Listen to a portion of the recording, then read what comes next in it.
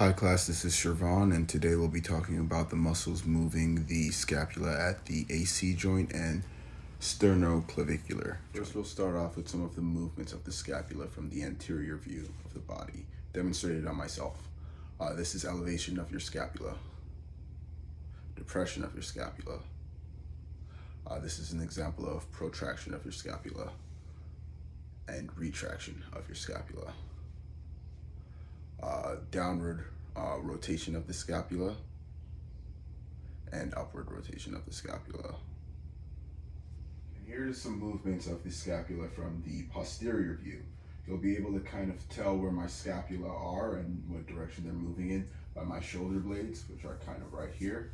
We'll start off with protraction of the scapula, retraction of the scapula, elevation of the scapula, and depression of the scapula.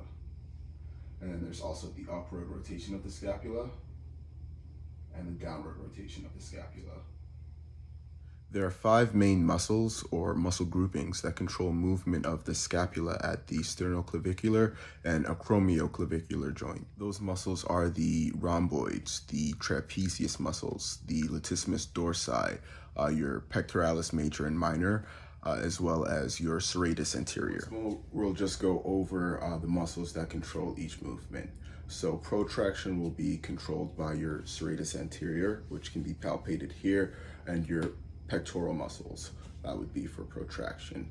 Retraction is controlled by your traps, which are up here, and your rhomboids, which are kind of hard to palpate, but can be found here on this diagram in red.